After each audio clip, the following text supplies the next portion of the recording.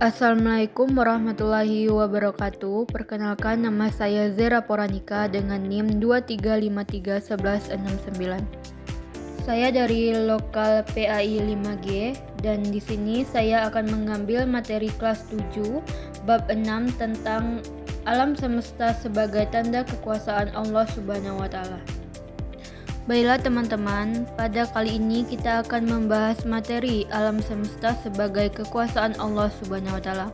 Materi ini mengajak kita melihat bagaimana peraturan alam menjadi tanda kebesaran Allah dan bagaimana Al-Qur'an menjelaskan proses penciptaan. Tujuan pembelajaran kita ada 3. Yang pertama itu teman-teman mampu membaca Quran surah Al-Anbiya ayat 30 dan Quran surat Al-A'raf ayat 54 sesuai kaidah tajwid terutama gunnah.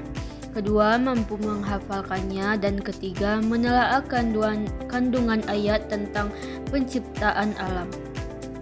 Nah, pada tujuan pembelajaran pertemuan pertama ini kita fokus pada membaca ayat dengan benar, bacaan tajwid terutama gunnah, dan membantu kita menangkap pesan ayat secara lebih mendalam. Pada materi pertama ada Quran surat Al-Anbiya ayat 30 yang artinya, apakah orang-orang kafir tidak mengetahui bahwa langit dan bumi keduanya dahulu menyatu, kemudian kami memisahkan keduanya dan kami menjadikan segala sesuatu yang hidup berasal dari air, maka tidaklah mereka beriman. Quran surah Al-Anbiya ayat 30. Kemudian ada Quran surah Al-A'raf ayat 54 yang artinya, sesungguhnya Tuhanmu adalah Allah yang telah menciptakan langit dan bumi dalam 6 masa, kemudian dia bersemayam di atas Ar-Rasy. Dia menutupkan malam pada siang yang mengikutinya dengan cepat. Matahari, bulan, dan bintang-bintang tunduk pada perintahnya. Ingatlah, hanya miliknya lah segala penciptaan dan urusan, maha berlimpah anugerah Allah, Tuhan alam semesta. Quran surah Al-A'raf ayat 54. Gunnah adalah dengungan pada huruf tertentu. Dalam ayat ini, gunnah membantu memperindah bacaan sekaligus memperjelaskan makna. Di materi ini, teman-teman bisa melihat contoh bacaan gunnah. Pertanyaannya, menurut kalian apa sih hubungan antara keteraturan alam semesta dan pentingnya membaca Al-Quran secara benar? Nah, pertanyaan ini bersifat integratif karena mengandung 2 hal berbeda, kemampuan membaca Al-Quran dan fenomena alam. Murid diminta mengaitkan pelajaran agama dengan ilmu pengetahuan.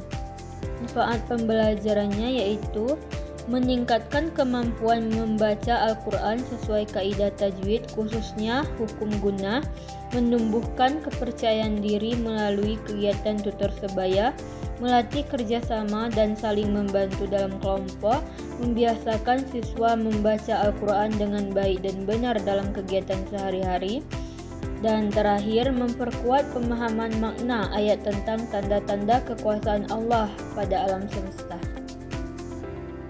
Pada TP kedua kita masuk latihan hafalan.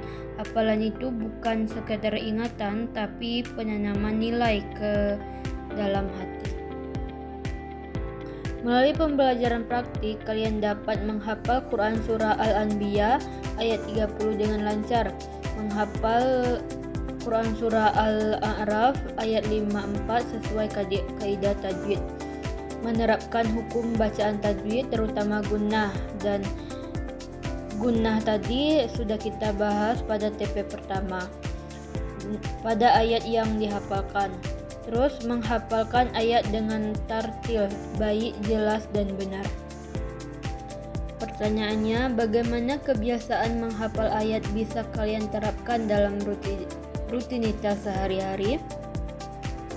Nah, pertanyaan ini termasuk ke dalam kontekstual karena mengajak siswa menghubungkan pelajaran dengan situasi kehidupan nyata mereka sendiri. Manfaat pembelajarannya bisa meningkatkan kemampuan hafalan Al-Quran dengan metode praktik langsung, memahami dan menerapkan tajwid khususnya guna saat membaca ayat, membiasakan bacaan yang benar sesuai standar ilmu tajwid, meningkatkan kecintaan pada Al-Quran melalui kegiatan hafalan yang terarah. Yang terakhir, menguatkan fokus dan disiplin karena praktik hafalan dilakukan secara bertahap.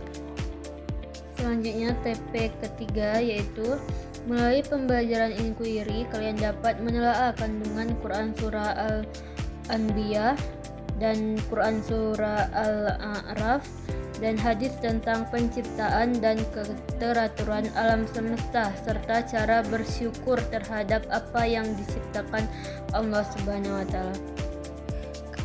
Kemudian kita masuk ke materi. Quran Surah Al-Anbiya ayat 30 menjelaskan bahwa langit dan bumi dulu satu kesatuan kemudian dipisahkan, sangat dekat dengan konsep ilmiah.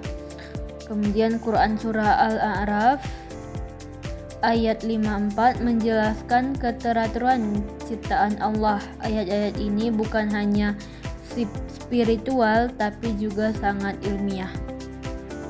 Di materi kali ini teman-teman bisa menelaah kandungan Quran Surah Al-Anbiya ayat 30 tentang asal mula penciptaan alam semesta, mengkaji Quran Surah Al-A'raf ayat 54 tentang keteraturan dan kekuasaan Allah dalam mengatur alam, kemudian mempelajari hadis tentang penciptaan dan keteraturan alam, memahami cara bersyukur atas segala ciptaan Allah Subhanahu wa taala, menerapkan metode inquiry dalam menggali pengetahuan secara mandiri dan kelompok.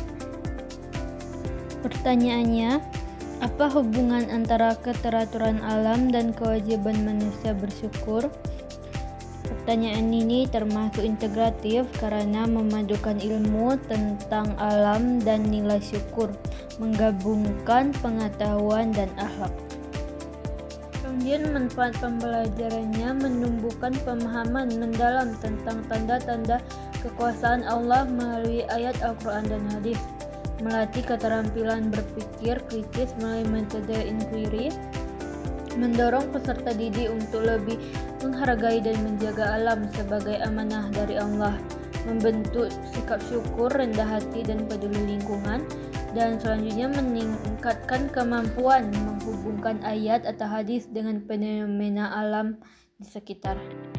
Baiklah, itulah saja penjelasan dari saya. Saya akhiri, wassalamualaikum warahmatullahi wabarakatuh.